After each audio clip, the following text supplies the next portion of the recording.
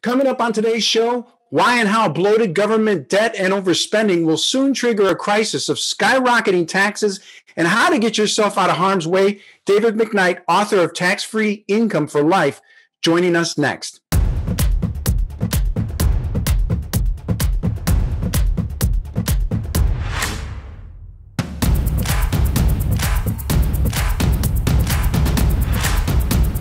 Hi there, everybody. I'm Ron and ETFguide with ETFguide TV. Before we go any further, be sure to watch our other weekly episodes like ETF Battles, as well as the Portfolio Report Card. And don't forget to subscribe.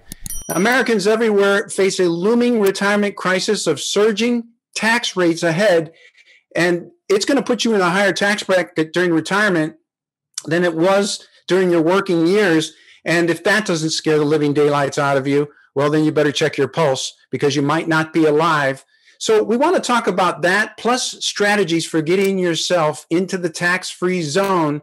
David McKnight, author of several best-selling books like The Power of Zero, and his latest one, Tax-Free Income for Life, joins us. Dave, welcome to the show. Great to have you with us. Thank you, Ron. Thanks for having me. Now, some of the same reoccurring themes that you mentioned in your first book, Power of Zero, reoccur in this book, Tax-Free Income for Life. Things like surging government debt, worsening fiscal situation, overspending, all of that. And so for the benefit of those not familiar with the real-time situation of what's going on with the government's finances, can you give us some sense of where the U.S. government is at today in terms of its fiscal house? Yeah, the fiscal house of the U.S. government, unfortunately, is not in order. It's on an unstable fiscal trajectory. We have almost $28 trillion of debt, and that has gone up about $3 trillion this year because of COVID-19. We're on a course where by 2030, it'll be increasing by $2 trillion per year. 2035, it'll increase by $3 trillion per year. And it's all being driven by what we call non-discretionary expenses, bills that the federal government has to pay for by law. We're talking Social Security, Medicare, Medicaid. There's only two things that the federal government is constitutionally required to pay for. One was the union pensions from Civil War. We paid those. And the other one is interest on the national debt. We can't default on interest on the national debt. It's constitutionally required that we pay it. And so the problem is all of these so-called entitlement programs are driving debt up. We have no control over them. They're indexed over inflation. We're required to pay them by law. And unfortunately, as time goes on, unless we put a sustainable fix in place, that interest on that national debt, which is renting the money that we've already spent, is going to consume a larger and larger portion of the national budget. And we're going to be in a position where they're going to have to find places to find ways to raise revenue in a dramatic way, or we go broke as a country. Yeah, and we know that, as you indicated, the financial house or fiscal house is an absolute mess. So that means you either cut spending or increase revenue, which you alluded to, or some combination of the two. And people scoff at the idea that tax rates could double in this country. But you say not only is that coming, but you better be ready for it. And now is the time to plan for it, not later. Tell us more. Yeah, I just got off an interview with former Comptroller General of the federal government, David Walker. I like to he's a personal hero of mine. He was basically the CPA of the USA for 10 years under Bush and Clinton. And he knows more about these numbers than just about anyone else on the planet. And he says, look, we have promised way more than we can afford to deliver. Social Security, Medicare, Medicaid are on a unsustainable fiscal trajectory. And so I really, one thing that he said during the interview really stuck out to me. He says, taxes will never be as low as they are today. He says, you can take that to the bank. Taxes will never be as low as they are today. And that is a really big issue for Americans who have the lion's share of their savings in tax-deferred vehicles like 401ks and IRAs. I often like to tell the story that, I give about 90 speaking engagements per year, live and in person. This was obviously in the pre-COVID-19 world. And I routinely ask rooms full of people, how many of you think the tax rates are going to go up in the future?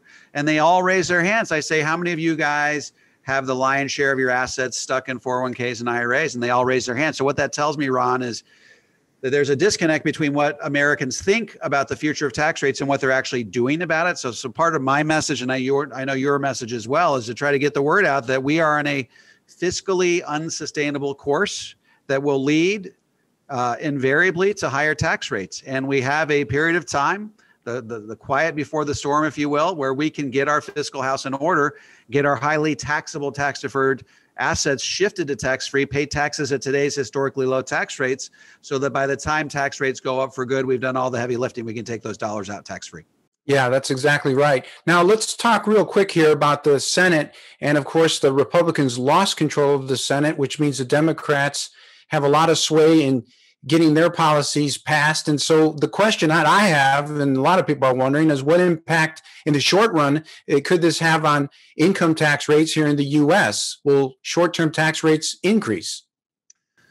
Yeah, so Joe Biden has got 2 years to fulfill all of his wildest dreams in terms of legislative initiatives, right? So he is going to, the reason he only has 2 years is because whatever he does is going to be probably extreme and will alienate a lot of voters. And come midterms in 2022, no one else is going to want to vote for, they're going to probably lose the majority in the Senate, majority in the House, and the pendulum will swing back the other way. So whatever is going to happen, we're going to see it in the next 2 years. I think that his tax proposal will probably bring to the fore in the next year. And what he has discussed, what he actually does may be different than what he's discussed, but what he campaigned on was raising taxes dramatically on anybody making more than $400,000. He has discussed making tax cuts permanent for those who are in the 20, who make less than $400,000. For the short term, it looks like tax rates for Main Street America are probably going to stay relatively level, but we also know that that is not a sustainable way forward. David Walker, who as I said, I just interviewed, he says, in order to keep our country out of the poorhouse, out of insolvency, we will have to dramatically broaden the tax base, which contemplates raising taxes on everybody, not just those who make more than $400,000.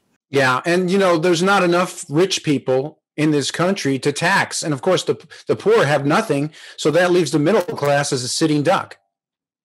That's exactly right. I like to quote an article by Maya McGinnis. She's the president of the Committee for a Responsible Federal Budget. How's that for a sexy name for your committee, right? Committee for Responsible. Not saying that 20 times in a row. So she has said, look, if you want to tax people over $400,000, and that's your way out of this mess, you would have to raise taxes to 103%. So the math just doesn't add up. Then she said, hey, well, let's lower it down to 250 and see what happens. She says tax rates would have to go up to 80%.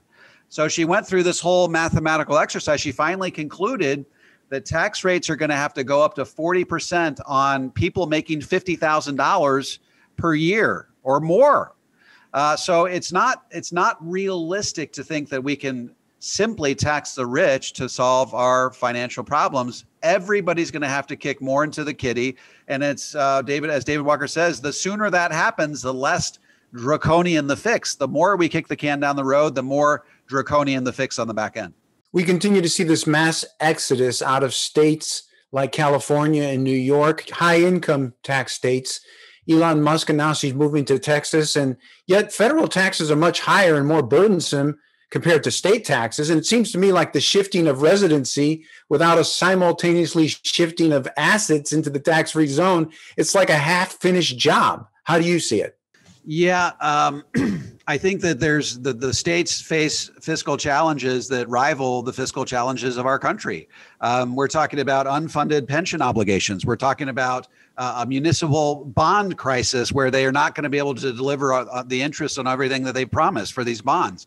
And so every expert out there talks about how taxes on the state level will have to rise dramatically, or these states will go bankrupt. And remember, states cannot print money in the same way that the federal government can print money. So they can't print their way out of their problems. And so certainly when you shift money into the tax-free bucket, you pay your federal tax, you pay your state tax, you get into the tax-free bucket, and you never have to worry about paying any of those taxes over the balance of your retirement. So if you think the tax rates today at a federal and state level are at historically low tax rates, why not take advantage of those tax rates to get dollars repositioned to tax-free?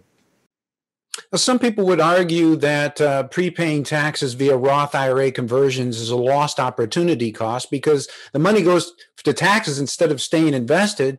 But when we examine this argument a little bit more closely, it's really a common fallacy. Help us to understand why. Yeah, I hear this all the time. People say, hey, look, if I pay taxes on my IRA, I'm no longer going to be able to grow and compound that full IRA over time. And that's going to benefit, that's going to detract from my overall, financial picture.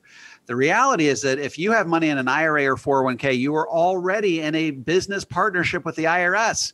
If your current effective tax rate is 25%, that means that you don't really own that $1 million IRA. The federal government owns 25% of it. You own 75% of it. So if your money doubles over time, that means that the IRS's share of that doubled right along with it. So whether you divorce yourself from the IRS today or you do it down the road, the math doesn't really important. The real question is not when you do it. The real question is, what is the tax rate today versus where it could be somewhere down the road. If tax rates down the road are even 1% higher than they are today, then it makes sense to pay those taxes today. Well, Dave, we're going to have to leave it there. We've just scratched the surface, and that means we're going to have you back. So I hope that you'll join us again. And until then, keep up the good work. Thank you, Ron. Tax-Free Income for Life is the book. It's available at Amazon.com. Do yourself a favor and pick up a copy. It's on my recommended reading list. It's 5-star reader rated. And I'm Ron DeLegge with ETF Guide TV. We'll catch you next time.